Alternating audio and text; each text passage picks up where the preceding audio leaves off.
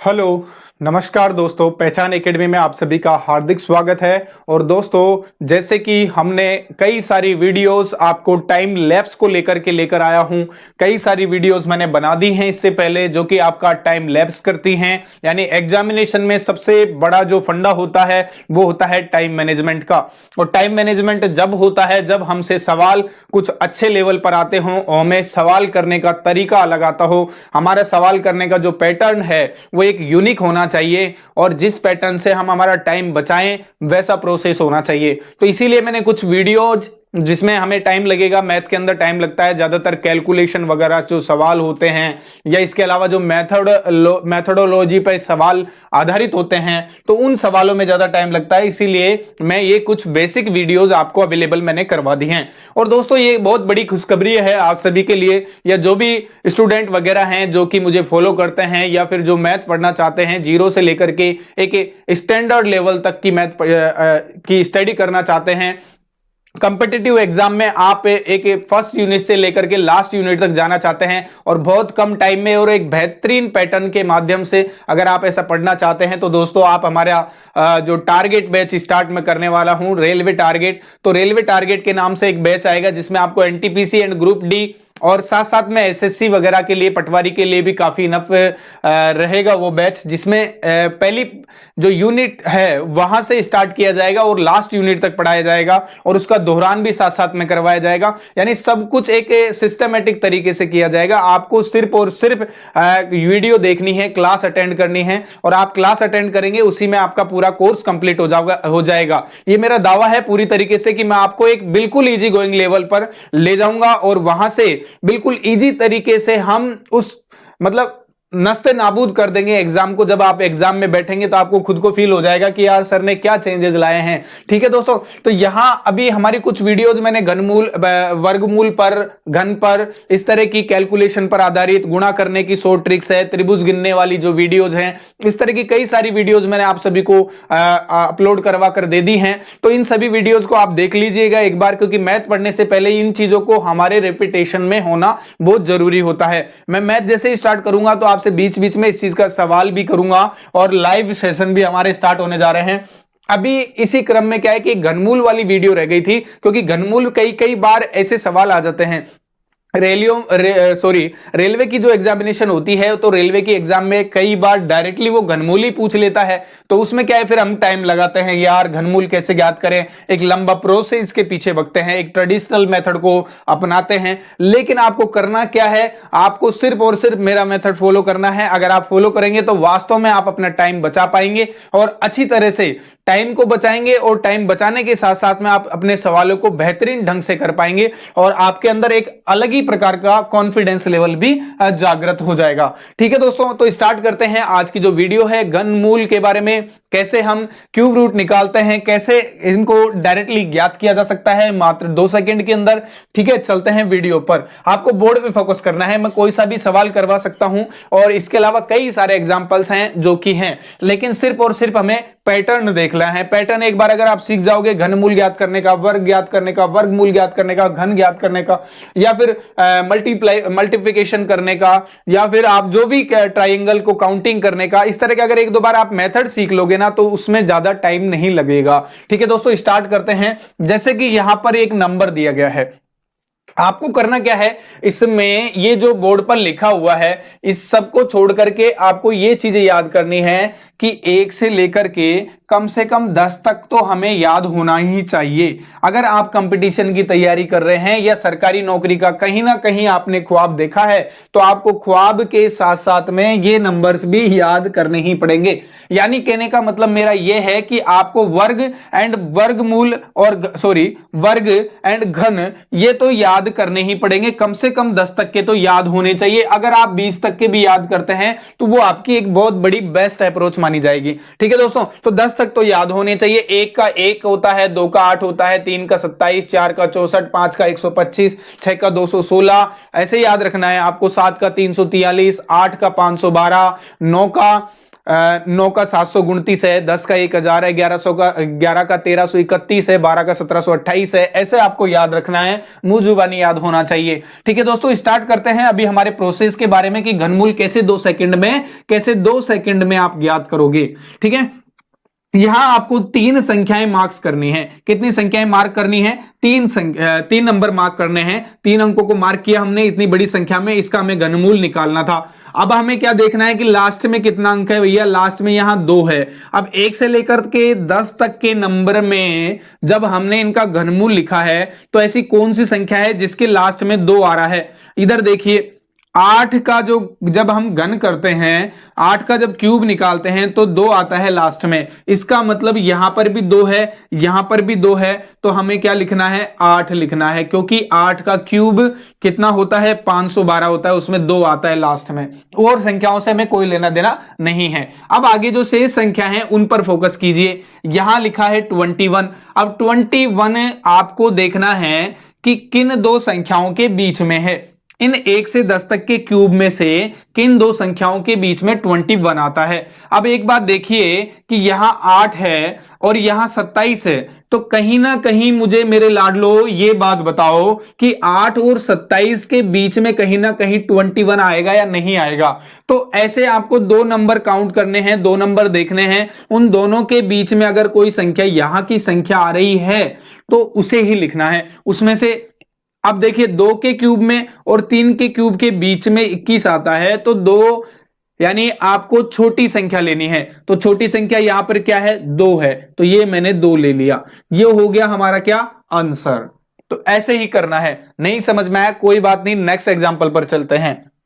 जैसे कि यह एग्जाम्पल है। अब इस एग्जाम्पल में आप क्या करोगे? इस एग्जाम्पल में 3 संख्याओं को मैंने मार्क किया। यहां लास्ट में लिखा हुआ था 8 एंड लास्ट में 8 लिखा हुआ है, तो मैंने 1 से लेकर के 10 तक में देखा कि कौन सी संख्या है जिसका घन करने पर, जिसका क्यूब करने पर लास्ट में 8 आ रहा है। तो 2 के क्यूब में 8 आता है, तो 2 के क्यूब में अगर 8 आता है तो मैंने लिख दिया भैया 2 लिख दिया है। कितना लिख दिया है? 2 लिख दिया है। अब आपको ध्यान रखना है कि ये 2 लिखने के बाद में 3 संख्याओं के अलावा कितनी संख्याएं बच रही हैं? 2 संख्याएं बच रही हैं। तो इन दोनों संख्याओं को देखिए कि ये किन 2 संख्याओं के घन के बीच में आती है। तो यहां पर भी देखिए 2 का क्यूब होता है 8 और 3 का क्यूब होता है 27। तो 8 और 27 के बीच में 10 आता है या नहीं आता है? अगर मान लो कि 2 संख्याओं के क्यूब के बीच में आ रहा है तो हमें कौन सी संख्या लिखनी है? छोटी वाली संख्या लिखनी है। अब छोटी वाली संख्या कितनी है? 2 है, क्योंकि 2 के क्यूब और 3 के क्यूब के बीच में आता है, जिसमें से हमें 2 लेना है। तो ये 22 का क्यूब हो गया। आप चाहे मल्टीप्लाई करके देख लीजिए, कैसे भी करके देख लीजिए, आंसर यही आएगा।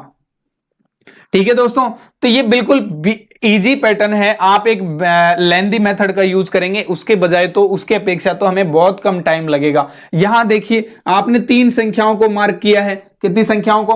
3 संख्याओं को मार्क किया है। 9 कौन सी संख्या में आता है? तो 9 आता है आपके 9 के क्यूब के बीच में आता है, यानी 9 का क्यूब होता है 729। आप इसको अपने मेमोरी में भी फिट कर सकते हैं कि 9 का अगर हम क्यूब करते हैं तो 729 आता है, यानी 729 आता है, यानी 9 के क्यूब में 9 लास्ट में आता है। तो इसका मतलब 9 तो आंसर जो है अंक होगा हमारा, लास्ट अंक 9 होगा। ठीक है, उसके बाद में 6 है। अब 6 किस किस की संख्याओं के बीच में आता है? किस किस संख्याओं के क्यूब के बीच में आता है? तो ये देख लीजिए 1 और 2, क्योंकि 1 का क्यूब 1 होता है और 2 का क्यूब 8 होता है, और जबकि हमारे पास लेना कितना है? 6। अब इन दोनों के बीच में कहीं ना कहीं 6 है, तो हमें छोटी वाली संख्या लेनी है, इसलिए हमने यहां से कितना उठा लिया? 1 उठा लिया है। यानी 19 का जो क्यूब होता है वो कितना होता है? 6859 होता है। 19 का क्यूब कितना होता है? 6859 होता है। कितना इजी है, कितनी सरल तरीके से आपने डायरेक्टली इसको सोल्व कर दिया। आगे इस नंबर को देखिए, ये नंबर बार बार रिपीट होता है एग्जाम में, 92। यहां भी आप डायरेक्टली कर सकते हैं, मैं इसको अलग से नहीं लिखूंगा, यहीं बता देता हूं, क्योंकि इतना लंबा मेथड है नहीं। यहां 3 संख्याएं हैं, यहां पर भी मैंने 3 संख्याओं को मार्क किया, ये 3 संख्याओं को मार्क किया। एक बार अगर आ जाएगा ना तो कहीं दिक्कत नहीं है। अब 261 में लास्ट में कितना आता है? 1 आता है भैया। कितना आता है? 1 आता है। और 1 जो है वो कौन सी संख्या के क्यूब में आ रहा है? 1 के क्यूब में 1 आता है। 1 लिख दिया मैंने। हिस्सा ही खत्म। यहां बचा है 9 हमारे पास में, कितना बचा 9। 9 कौन सी संख्या के बीच में आता है, 9 कौन सी संख्या के बीच में आएगा ये देखना है आपको। अब 9 दो संख्याओं के क्यूब के बीच में आ रहा है, तो यहां देखिए कि 2 का क्यूब तो होता है 8 एंड 3 का क्यूब होता है 27, तो कहीं ना कहीं 8 और 27 के बीच में 9 आएगा। तो हमें क्या करना है, इन दोनों संख्याओं में से छोटी संख्या ले लेनी है। ये मैंने छोटी संख्या ले ली, हमारा आंसर हो जाएगा 21। ठीक है दोस्तों, आगे चलें। 10,648। अब यहां पर देखें 10,648 मैंने ये पहले भी ले लिया है, कोई बात नहीं है, इसको एक बार और समझ लीजिए, कोई बात नहीं। 8 जो लास्ट में आ रहा है, 8 कौन सी संख्या के लास्ट में आता है, 1 से लेकर के 10 के क्यूब में, तो 8 आता है 2 के क्यूब में, तो हमें लिखना है 2। और 10 कौन सी संख्याओं के बीच में आता है, 2 का क्यूब 8 और 3 का क्यूब 27, तो 8 और 27 के बीच में आ रहा है, यानी 2 के क्यूब में और 3 के क्यूब के बीच में आ रहा है, इसलिए हमें 2 ही लेना है, क्योंकि छोटी संख्या हमेशा लेनी है। तो आंसर हो जाएगा हमारा कितना, 27। और यहां पर देखिए जरा, यहां पर 3 संख्याएं हैं 197, तो 197 में से 7 को देखना है। 7 कौन सी संख्या के लास्ट में आ रहा है, किस संख्या के क्यूब के लास्ट में आ रहा है, कहीं मिल रहा है क्या, यहां पर कहीं पर मिल रहा है क्या 7, मिल रहा हो तो बता दीजिए। 3 के लास्ट में, यानी 3 का क्यूब होता है 27, तो 3 ही लिखेंगे हम। कितना लिखेंगे, यहां 3 लिख देंगे। अब उसके बाद में बचा हमारे पास 2। अब 2 किस संख्या के और किस संख्या के क्यूब के बीच में आ रहा है, तो 1 और 2 के क्यूब के बीच में, क्योंकि 1 का क्यूब 1 होता है और 2 का क्यूब 8 होता है, तो 1 और 8 के बीच में कहीं ना कहीं 2 आएगा, इसीलिए हमें छोटी संख्या लिखनी है, इसलिए हमने 1 और 2 में से 1 को लिखा। ठीक है, इसका आंसर आ जाएगा आपका 13। यानी आप इजी गोइंग ऐसे संख्याओं को कर सकते हैं, बड़ी से बड़ी संख्या आ जाए तो भी आप इसमें देखिए कितना कम टाइम में आप इसका सॉल्यूशन कर पाएंगे, बहुत कम टाइम में। देखिए मैंने कम से कम वीडियो को चलते हुए 10 से 11 मिनट हुई होगी, उस टाइम पीरियड के अंदर ही मैंने इतने सारे आपको बता दिए। अगर मैं बताने लगता, एक बेसिक पैटर्न आपको मैं बताने लगता, तो उसमें ही आपको 10-11 मिनट लग जाती। ठीक है दोस्तों, और भी कई सारी संख्याएं हैं, जैसे कि आप कुछ भी नंबर्स ले सकते हैं, कोई दिक्कत नहीं है। ज्यादातर एग्जामिनेशंस में जो संख्याएं पूछी जाती हैं वो 10 तक के क्यूब रूट से लेकर के ही पूछी जाती हैं, जबकि थोड़ी अच्छी लेवल की जो बैंकिंग लेवल की एग्जाम्स होती हैं उनमें बड़ी संख्याओं का भी बोलबाला रहता है कई बार, वो भी हम देख सकते हैं। जैसे कि कोई संख्या आपने ले ली है 9261, हमने ले लिया है 1728, ले लीजिए एक बार 1728 हमने जैसे ले लिया कि भाई आपको क्या करना है, 1728 का क्यूब ज्ञात करना है, क्यूब रूट ज्ञात करना है, घनमूल ज्ञात करना है। आपने 3 संख्याओं को मार्क किया, 8 किसके लास्ट में आता है, 2 के लास्ट में आता है, मैंने यहां 2 लिखा।